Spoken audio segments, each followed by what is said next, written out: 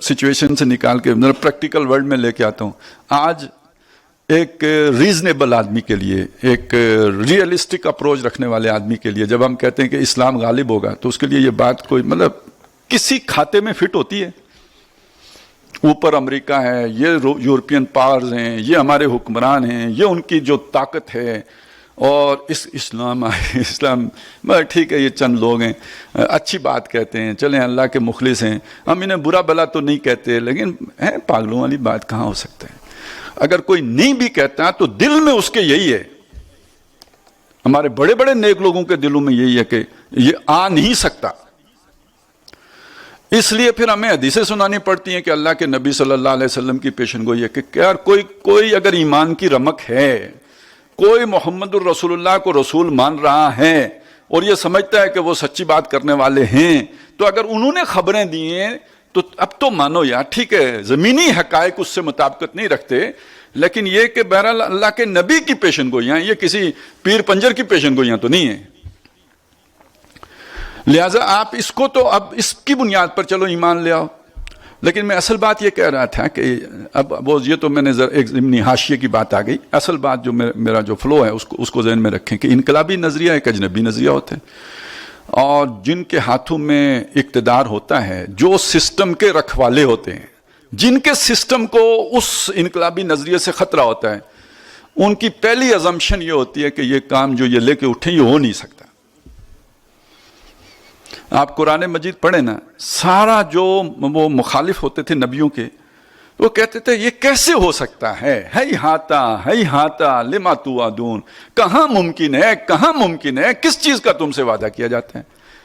अच्छा, एक चीज बड़ी कॉमन मिलेगी कि हर नबी को उसके मुखालिफिन ने या मजनून कहा, या पागल कहा, या उसे कहा ये बेवकूफ है, सफाहा, या ज़लाला, गुमराह किस मानी में कहा, यानी जिसे हम कहते हैं यार ये थोड़ा खिसक गया है।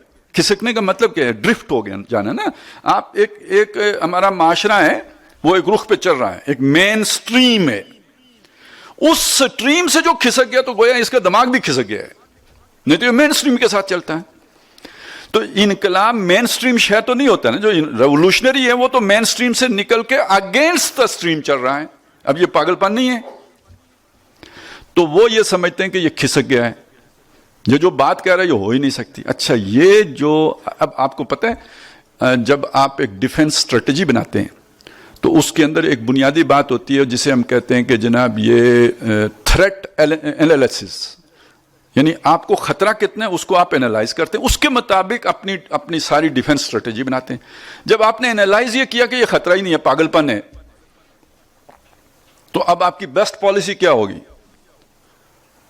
इग्नोर करो, नजरअंदाज करो, ये चढ़ी है आंधी उतर जाएगी, ये इनको कोई जुनून सवार हो गया है, जब धक्के खाएंगे तो जब लोगों की तरफ से जवाब हो जाएगा तो उसके बाद ये जो भी इनके जोश है, जज्बा है, ये ठंडा पड़। हमने बड़े इनकलाबी देखे हैं, यानी ये वो जुमले हैं जो मैं बुजुर्गों से सुनने पड़े हैं कि हमने बड़े इनकलाबी देखे हैं।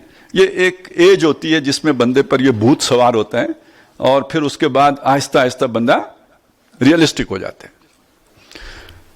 तो जो बुजुर्ग घर की एस्टेब्लिशमेंट चला रहे होते हैं उनका अपने बच्चे के बारे में ये एनालिसिस होता है, तो जो बुजुर्ग पूरी रियासत चला रहे होते हैं तो उनको अपने बच्चों के बारे में क्या जरूरत है खामखा पंगा लेने की और खामखा उनके साथ जो है ना उलझने की और खामखा उनको कोई हाइप देने की।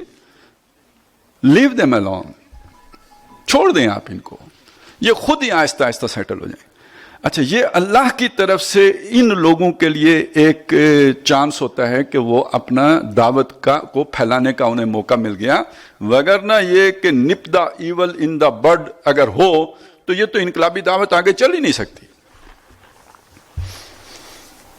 एक चीज ये होती है, पहले जमाने में एक चीज और भी होती थी, वो ये होती थी कि बिल फर्ज वो जब खतरे की आखिर हदूद होती है ना, कहीं कोई चिंगारी सुलग जाती है, फिर बंदा महसूस करता है कि अब ये थ्रेट है, अब हमें मुत्तहिद होकर इस पर हमला आवर होना होगा, ये हमें मिलेगा। फिरौन ने भी एक वक्त में आके मूसा अलैहिस्सलाम के बारे में ये फैसला कर लिया कि अब इसे कत्ल करना पड़ेगा।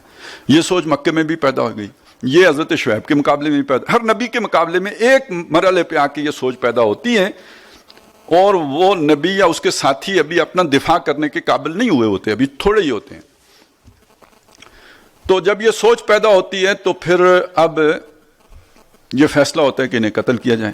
یہاں پہ اللہ تعالیٰ کی طرف سے کوئی دنیاوی سہارے ہیں جو بیچ میں آ جاتے ہیں. پہلے وقتوں میں آتے تھے، اب وہ نہیں ہیں.